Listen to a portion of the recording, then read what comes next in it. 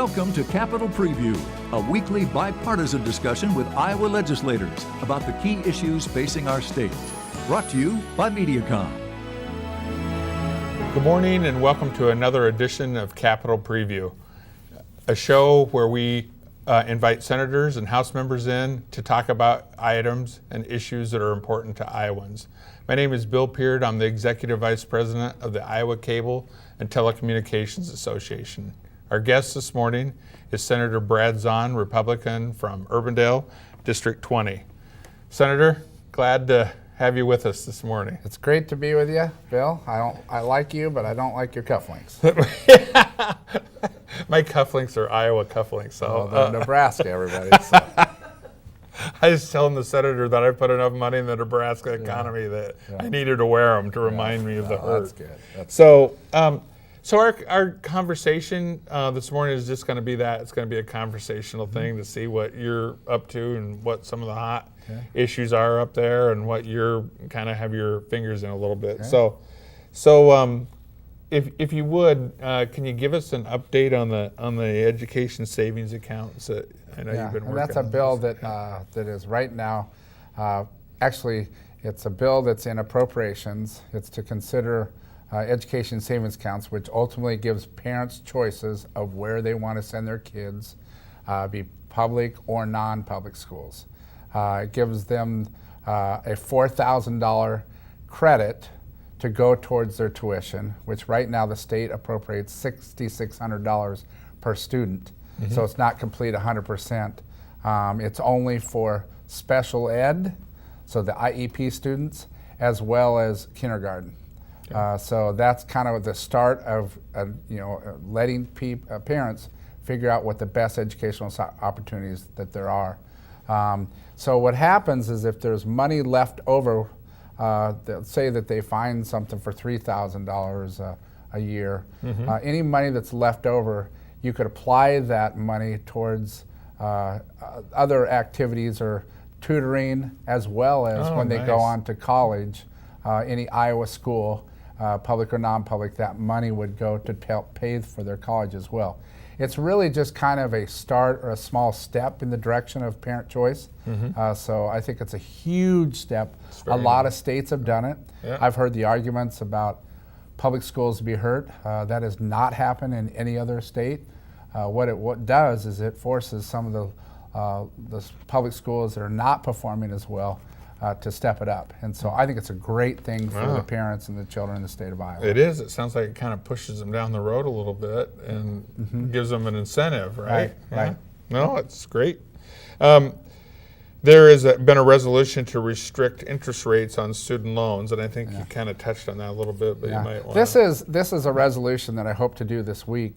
And what is happening that's really upsetting to me and a lot of parents are out there is several years ago during the Obama administration, they have taken over all the student loans. If you're a parent like yourself or ourselves, we've got two kids in the one at Iowa and one at Iowa State right now. If you're not able to pay for their tuition, either the students have to take out a student loan or the parents take out what's called a Parent Plus loans. Yep. Right now, our federal government, who's taken over these loans, are charging our students anywhere from 6 to 9% interest rate. My resolution just says that the United States Congress needs to quit making money on our students. These are kids that are carrying a lot of student debt. Yeah. Iowa is one of the largest states in the United States in regards to student debt, in the average of $38,000 that every kid has in debt. So this is just sending a message to our United States Congress that that's enough. My resolution suggests, and what I've done before, is that they charge 1.5% over prime. Yeah. And so that would save students and parents just literally millions of dollars. So Senator, I'm assuming that our federal Congress wants to see us succeed, right? Our students succeed. Yep. And so they're kind of crippling them a little bit, right? Well, put your money where your mouth is. Yeah. That Congress out there is very dysfunctional. They're not listening to the people. I think there's a lot of people that are upset. Yeah. This is just one prime example that I didn't know about until our son went to college, and our daughter went to college as well. So it's just really unfortunate this is happening, and it's really out of line for for them to be making money off of our kids. So you'll propose the resolution, Yeah, and then it'll go out there under the Iowa General Assembly? Correct. Okay. It'll be a resolution that will be sent to the United States Congress. Very good. Well, hopefully they listen a little bit there when I hope they do when too. a That would be a state huge deal. institution, right? Yeah. Medical cannabis, boy, that thing has just gone on and on and on. So Yep. you want to kind of give us yeah, your this take is on that something a that little I've bit? been really involved in, Yeah. proud to be a part of, and, Yeah. and been someone that actually was a co-sponsor of the changes we made last year. Right now, there's a limit on the THC, which is very problematic, And that's the chemical. that's the portion that gets you high, so to speak. Right. I want to be very clear. I'm not interested in legalizing marijuana, but for people that are out there that need this from a medical benefit, what we've done is last year we did take a big step forward in regards to expanding the conditions, and we limited the THC to 3%. The physicians that I talked to and the people that are a lot smarter than I am, because I'm not a physician, tell me that they really need to lift that limit, and that it'd be nice to have some expansion of some of the physical problems that people need. I think that this is something that'll be an uphill climb for us to be able to pass this session, although I haven't given up. Yeah. I have a couple bills that I did with Senator Taylor, who is the ranking member of Judiciary as I was a chairperson. We came up together with a bill that said that we would let the physicians decide the THC amount as well as the physical conditions. And then there's another bill that we have that we last year's session, we created a cannabidiol board made up of professionals, law enforcement, physicians, et cetera. And the other bill that we have would let them and empower them to decide what they should have for a limit on THC as well as medical conditions. So it's a huge deal. You and I have a really good friend, the mayor of West Des Moines. I've heard testimony from from them in regards to their daughter, who is for the first time in her life, because of medical cannabis oil that they use, her seizures have been eliminated, almost none.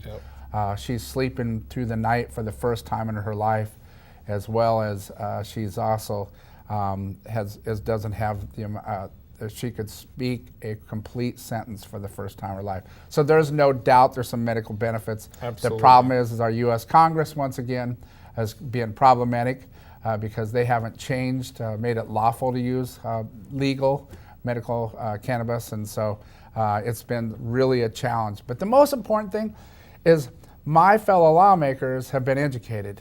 Absolutely. About 4 years ago, I was the only Republican that voted for the first step of expansion. And last session, I think we had almost every Republican and almost every Democrat. It's really about education, and it's really about letting people know the benefits of medical cannabis. Yep. And I know you have done a lot of work on it, and we appreciate that. Yeah. We better not forget Sally Gear, because she's been a driving force Absolutely. too, the mayor's wife, because she's been up there, I know, nonstop. On behalf of Margaret and Right. Steve and Sally are great people. Yeah, yep. Thank you, Senator. Another big deal in this year's session has been tax reform. I mean, that has been debated a lot. There's been a lot of talk on it. So why don't you give me my guess is we're going to have a tax reform bill because Governor Reynolds, this is a priority for her. As you know, there's a Senate version that's very aggressive, and then there's a House version or the governor's version that isn't quite as aggressive. The good news is we will get something through. Right now, we're trying to get that done. I know negotiations are going on. I want to put more money in the Iowans' pocket. The other thing, how are we going to pay for that? That's the big thing. It's really simple how we're going to pay for it. We're going to eliminate all the corporate welfare that's going out there with these tax credits, and I'm getting a lot of response from people saying, I agree with you, but don't touch mine. Well, it's all or nothing as far as I'm concerned. And then as well as we're going to be forced to taxing internet sales. If we don't do that, as an old hardware store of myself, I really didn't have to deal with that, but I do talk to retailers today. If we don't do this, there's not going to be retailers in the state of Iowa. And it's really at a disadvantage. Number one, Amazon is, they have probably a better price, and then they're all of us, the retailers are out there at 6 or 7% disadvantage. So I think this is really important that we do that, and it will generate some revenue. It seems like when I go home, unfortunately, I see about every 5th house a little brown box with an Amazon label on the top. And so it's really hurting our small town and our retailers. And you look at a giant Yonkers, who's been serious, all kinds of great history in the state of how they just filed bankruptcy. That should tell you what's going on. Yeah, I couldn't agree with you more. I probably shouldn't agree with you on my show, but I couldn't agree with you more. I mean, the internet's been great, but it should have to follow the same rules for taxes that our retailers have to do. Yeah, it's very problematic, and we're going to have strip centers with only services and restaurants, very little clothing, and you just don't see mom and pop clothing stores anymore. You know, and so we've got to do this. I think this is going to be good for the economy. I hate to raise taxes, but if we don't do that, we've got big problems. And I'll tell you, the other thing, Bill, is that our revenues are going to start to decline on our sales tax if we don't do this. I couldn't agree with you more. The next item I'd like to talk to you about is something that I hold near and dear to my heart, and that's traffic cameras and the use of traffic. Yeah, and it's just I've become the traffic camera poster boy in the state of Iowa. I don't really like that. And I want to thank you, Mr. Mayor, for not putting them into Waukee, Iowa, and the city of Urbandale and Johnston and Grimes as well. But it is another thing that I haven't given up on. As you recall, we voted for 100% ban on traffic enforcement cameras. And I want to say to all the viewers out there, obey the traffic laws that are in place. I'm not trying to promote people breaking the law, but they've become out of control. The Senate passed, like I said, a full ban. The House watered it down. It's back in the Senate. It's my intention to strip the language off the House and send it back to the House. Two things could happen. They could either let it die or it could go to conference committee. The example is Windsor Heights. This seems to be more of a generational disagreement rather than a political, is that in Windsor Heights, you've got the camera at the top of University as you're going west, about 64th Street, and at the bottom of the hill where Hy-Vee is, there's another camera. They lower the speed limit through on University, and if that isn't a gotcha situation, I don't know what is. And so what was really, when we did the debate in the Senate, what was interesting, at the end of the debate, the person that I was going back and forth with, my good friend Senator Bisignano, as he was talking about money that was being cost each community, polled each senator and brought to attention. And it just reinforced my argument. This has become about revenue more than it has been about safety. We're almost out of time, but I briefly want you to touch on our budget, because this kind of goes a little bit hand in hand with the tax reform. So kind of tell where you're at with the budget right now. I know you guys, by Constitution, have to get this budget to balance, right? Right, 99%, yes, we do have to do that. We will get that done. We cannot start the budget process until we figure out this tax plan, whatever that is. I know that you had Senator Charles Schneider on earlier, who is the appropriations chair.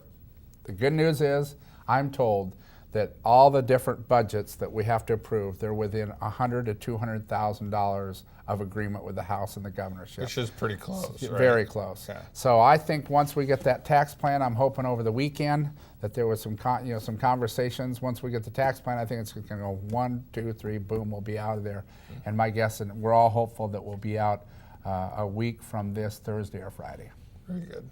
Well, I always enjoy you, Senator, because you just tell it like it is, you know, and I appreciate that. I mean, you're one of us, and I appreciate that as well. So our guest this morning has been Senator Brad Zaun, Republican from Urbandale, and I ask you to tune in again with Capitol Preview. Thank you.